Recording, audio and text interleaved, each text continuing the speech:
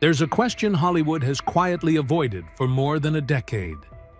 How does the world's most fearless action star run toward danger on the big screen, but remain absent from the life of his own child?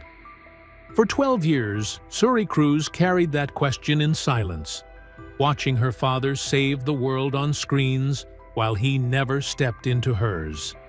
But now, at 19, she has finally spoken. Not with words, but with action. Why would a child decide to erase the most famous name in Hollywood from her own identity? What does it reveal about the private truths that fame, money, and public perception can never hide? This is the story of Suri Noelle, a story of survival, of choices made in the shadows, and of the hidden consequences of living in the spotlight of one of the world's most famous families. And when you hear what she revealed, you'll never see that legacy the same way again. The birth that shaped everything. When Suri looks back on her life and tries to understand where the fractures began, she can trace every crack to a moment she was far too young to remember. But that shaped everything that followed.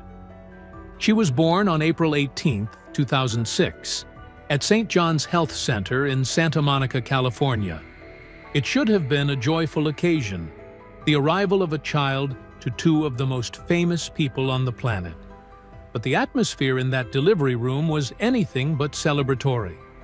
Her mother, Katie Holmes, followed the expectations of Scientology's silent birth protocol, holding back every sound of pain while bringing a new life into the world. Men in dark suits stood in the room, not as family members or friends, but as monitors enforcing rituals that Katie had never chosen for herself. Tom Cruise called it devotion to their faith. Katie would later describe it as survival, doing whatever was necessary to get through the moment without creating conflict. And for Suri, that silent birth became the first chapter of a story she never asked to be part of. Beginning defined by rules and restrictions and the suffocating presence of an organization that would eventually tear her family apart. During her earliest years, Suri lived inside a world carefully constructed to appear perfect from the outside. There were red carpet appearances where photographers captured what looked like a happy family. Magazine covers featured the beautiful couple and their adorable daughter. Private estates provided security and luxury. But behind those polished images, cracks were already forming that the cameras never saw. Katie's parents grew increasingly alarmed by what they observed during visits. The constant presence of Scientology associates who seemed to monitor their daughter's every move. The way Katie rarely went anywhere alone, always accompanied by handlers who moved like silent shadows through the family's life. Friends who had known Katie before her marriage noticed changes in her demeanor, a guarded quality that had never been there before. But Suri was too young to understand any of this. What she knew was the warmth of her mother's arms, the excitement of movie nights with her parents, and a father who seemed larger than life, who lifted her up and made her feel like the most important person in the world. Those early memories would become precious fragments she held onto long after everything else fell apart. The escape that changed everything. June 2012 became the month that divided Suri's life into before and after. She was 6 years old, just finishing kindergarten, when the world she knew suddenly collapsed without warning. Her mother filed for divorce just days before Tom Cruise's 50th birthday, initiating what would become one of Hollywood's fastest and most shocking separations. To the outside world watching through tabloid headlines, it looked like just another celebrity marriage ending. To a 6-year-old girl who did not understand lawyers or custody agreements, or the forces that had been building toward this moment for years, it felt like losing half of her universe in an instant. What Suri only learned years later was that her mother had been planning this escape with military precision long before filing those papers. Behind the polished smiles Katie maintained for public appearances, she had been living in a state of constant vigilance. She changed phones repeatedly, never trusting that her communications were private. She avoided certain areas of their home because she believed they were monitored. She quietly replaced staff members she suspected were reporting her activities back to the Church of Scientology. And every single night, she held her daughter a little tighter, terrified that one wrong move could cost her custody of the child she loved more than her own life. Katie chose New York as her battleground because she understood that its laws favored a parent seeking to protect a child's stability. She filed everything while Tom was in Iceland filming Oblivion, ensuring he would be caught completely off guard. He discovered his marriage was ending the same way the rest of the world did, through headlines and breaking news alerts. For a man who had spent decades maintaining total control over his public image, this ambush struck deep.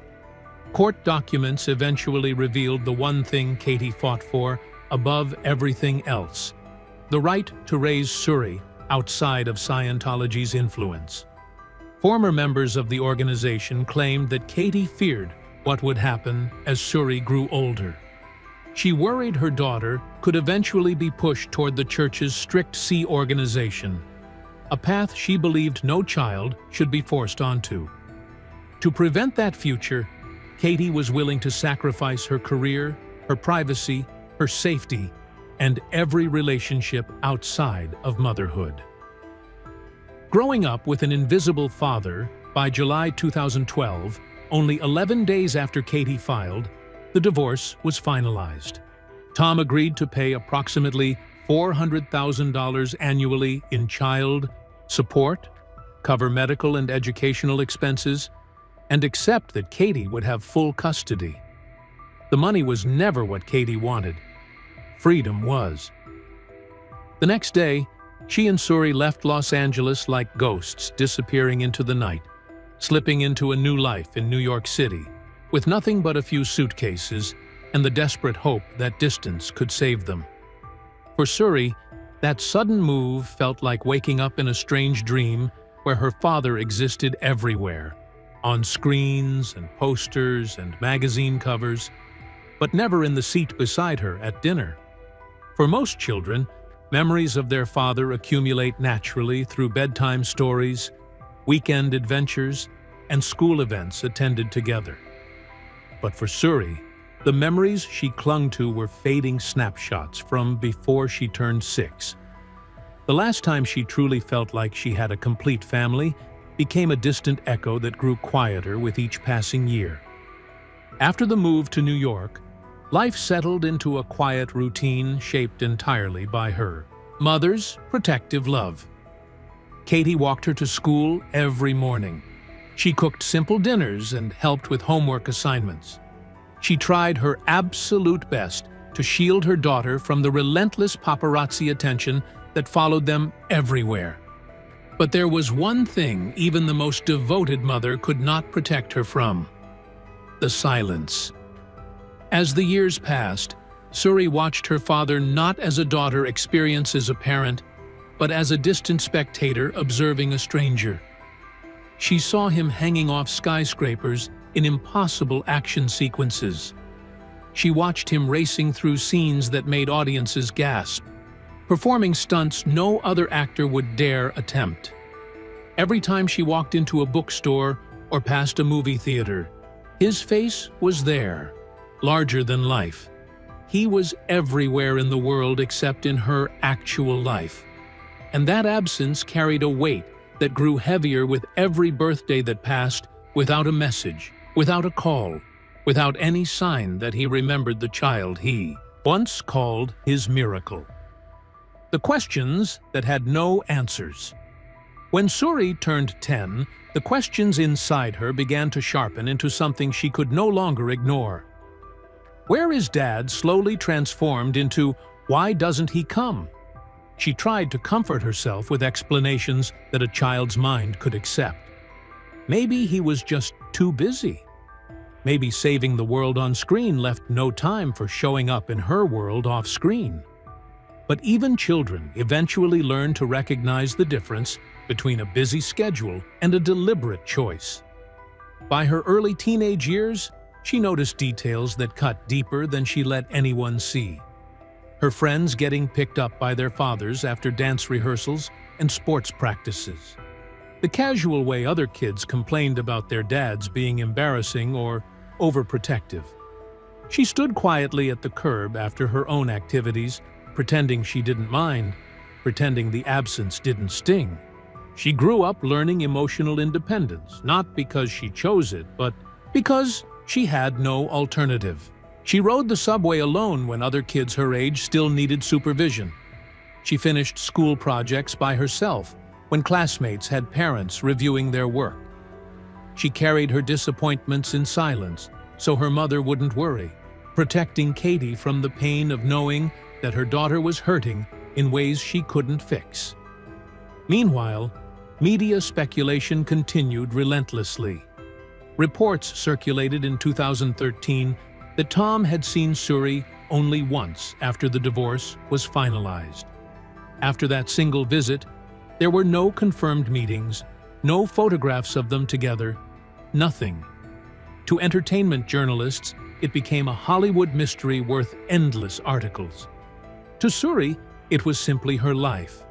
A life defined by a father who felt more like a rumor than a memory. And yet, remarkably, even in that emptiness, she never learned how to hate him. Children don't hate absent parents. They ache for them.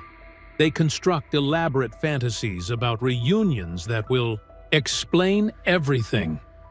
They leave doors open in their hearts long after any reasonable person would have locked them shut.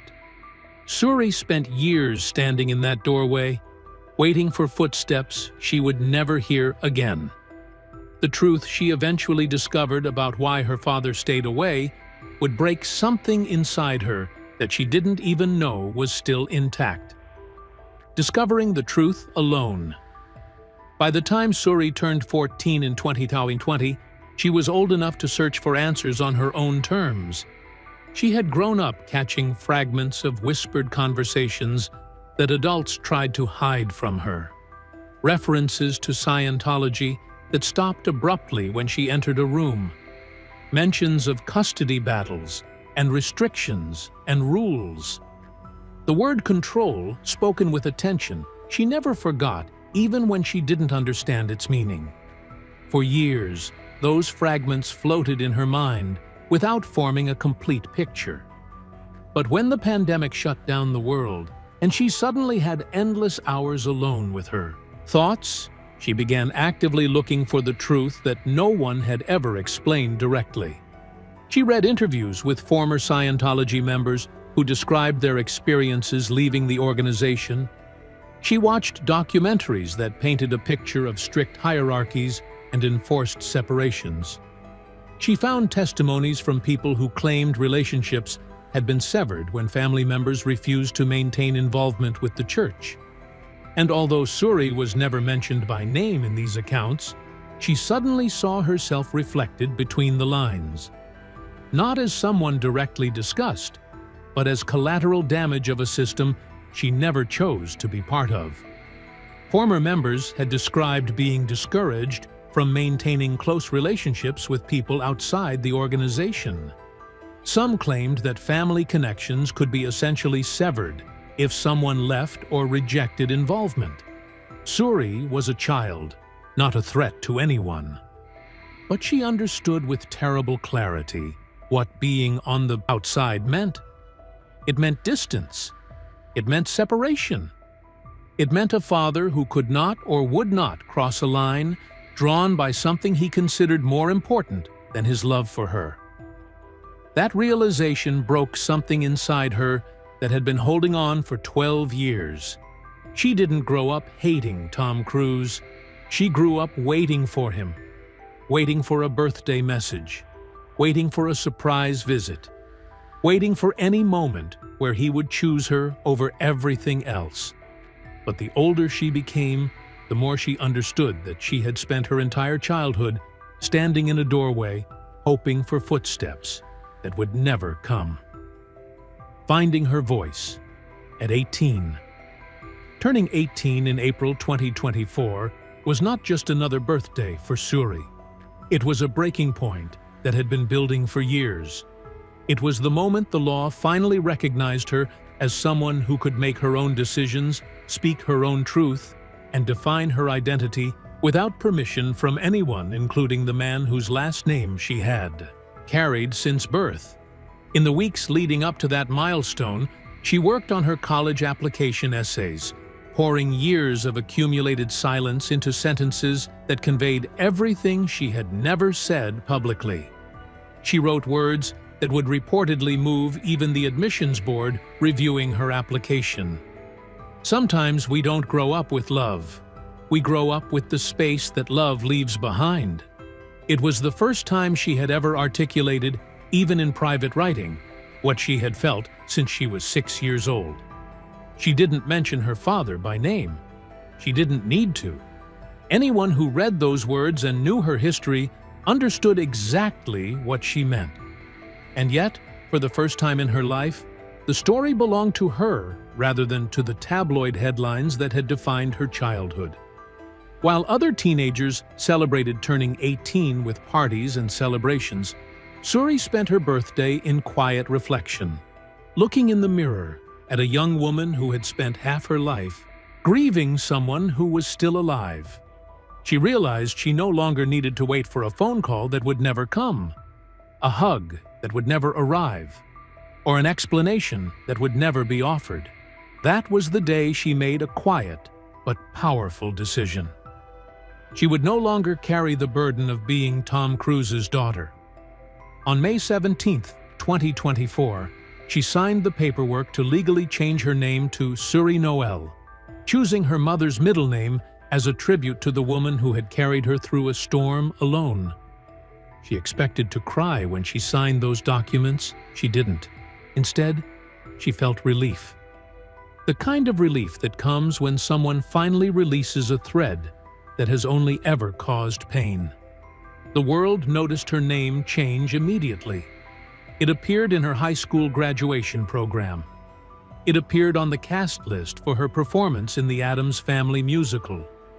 It appeared on her acceptance documents for Carnegie Mellon University, where she would begin studying fashion. People called it an act of rebellion. But Suri knew it was something far more significant. It was an act of freedom. Stepping into her own light. By the time Suri began her freshman year at Carnegie Mellon University, in the fall of 2024, she had completed a transformation years in the making. She was no longer the child whose every step was documented by paparazzi. No longer the girl the world pitied for growing up without her famous father. No longer a symbol of a marriage that Hollywood once believed would last forever. She was simply a young woman studying fashion, riding the subway between Pittsburgh and New York like any other college student, finally living a life untouched by the crushing weight of her original last name. Katie visited often, helping her move into her dorm room, carrying boxes with tired but grateful hands, wearing the smile of a mother who knew she had accomplished the impossible. She had raised a daughter who survived global fame, who survived abandonment, who survived the weight of a celebrity's decade-long silence, and who still grew into a grounded, kind, driven human being despite every obstacle placed in her path. In the rare interviews where Katie mentioned her daughter, she said only one thing: she's an incredible person. But the truth is that Suri's resilience came directly from watching her mother model strength and grace through impossible circumstances. Meanwhile, Tom Cruise continued living his life of cinematic extremes, filming major franchise installments, preparing for a NASA-supported movie that would partially shoot in actual outer space. breaking stunts that defied belief and generated headlines around the world. Audiences cheered every time he risked his life, hanging from helicopters or scaling skyscrapers or leaping between moving trains. But there was one risk he never took again. Walking across a room to rebuild a relationship with the little girl who once ran into his arms with pure joy. Insiders say he still pays for her education and medical expenses, exactly as the 2012 settlement required. But he has not been photographed with her in more than a decade. According to sources close to the family, there have been no private visits, no phone calls that anyone is aware of, and no steps taken to close the gap that has separated them since she was 6 years old. Suri, now 19, has accepted that silence. She no longer expects her father to show up. She no longer checks her phone on her birthday hoping for a message. She no longer stands at the doorway of her memory waiting for a man who never returns. Some stories don't end when the headlines fade. They continue in quiet decisions, in names chosen, in lives rebuilt away from the cameras. Suri Noelle's journey is proof that survival is not about waiting for someone else to change, but about reclaiming your own narrative, one choice at a time. Behind every legal document, every silent birthday, every unseen milestone, there are truths the public rarely sees, and moments that shape a life far more than any spotlight ever could. So here's the question that lingers. When the people we've waited for don't arrive, how do we decide which doors to close and which ones to open for ourselves? Because Suri's story is far from over, and the path she chooses next may redefine everything we think we know about family, legacy, and the courage it takes to finally stand on your own.